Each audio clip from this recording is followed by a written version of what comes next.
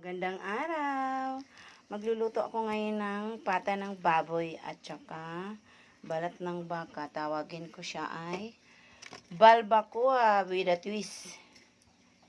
Ilalaga ko muna siya sandali para mawala yung impurities niya. Ayan na. Itatapon na natin itong unang pakulo kasi lumabas na yung impurities niya.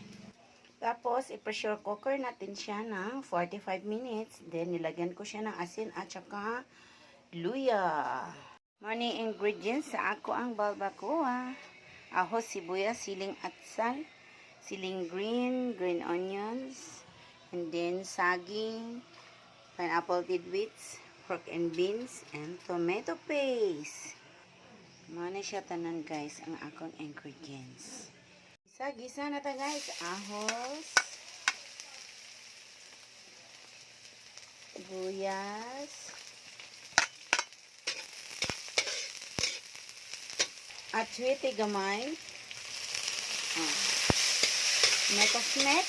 Tomato paste gamay sad. Okay. Hulog na namo ang among pina-pressure cooker na pata. Ibuhos natin yung pinagpakuluan ng patang. Nita, oy. Talagyan natin siya ng patis. And then, pork cubes. Hulog na rin natin yung saging. Star anise. Siling atsal. Ang hirap magtagalog guys. Sanay kasi kami sa Bisaya eh. Hulog na rin natin yung siling green at saka yung puno ng sibuyas ng leeks. Hulog na rin natin yung Hans pork and beans at saka pineapple tidbits. Yummy na tanawon guys. Bet. Sarap yung pananghalian namin guys. Sabaw pa lang, ulam na. Sa gustong bumili ng aming balbacoa with a twist, tag 60 ang order. Panglas na yung dahon ng sibuyas. Yum na. Yummy na. Ready to eat na ang aming balbacoa with a twist. Ano guys, sarap-sarap na. Lalo na kasi may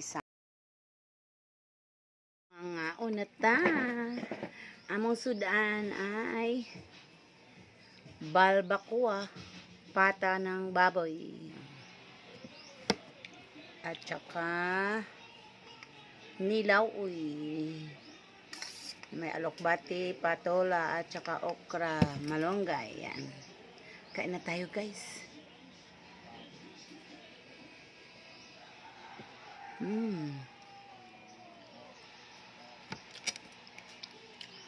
First time nga ganitong klaseng luto sa pata. Balbacoa.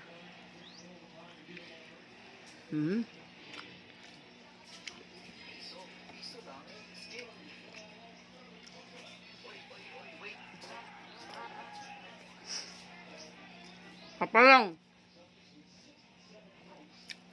Kaunis papa?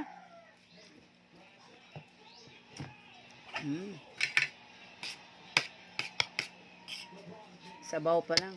Ulam na. Aray ko.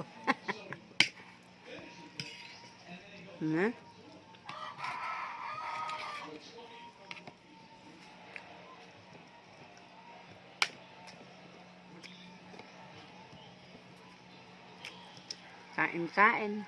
Mga barbecue ta? Kain.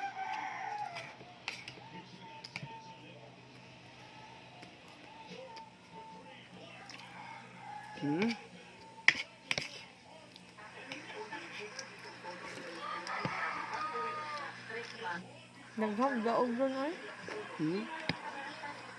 Dahil napatid. Magawa ka. RC sa Yung isa, 370. Hmm? Ihang na pa-trade.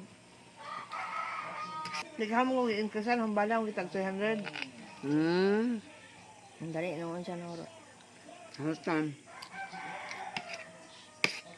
Abot ang hanggang 180. Mhm.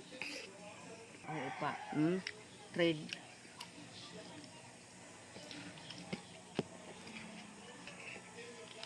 Kami naman kinamon. Hmm.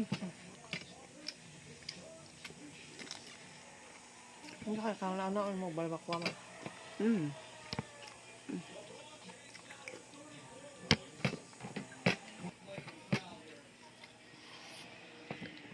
Naging style mo.